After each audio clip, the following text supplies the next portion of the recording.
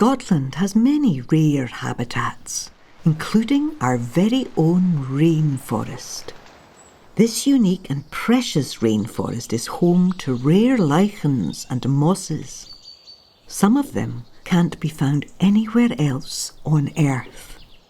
They will not survive unless we connect patches of trees together and give the woodland a chance to grow. Nature networks work for our wildlife, for the planet, for all of us. Together, we can save Scotland's endangered landscape and wildlife by creating and restoring nature networks. But there's still a lot to be done. You can help. Find out how at scotlink.org.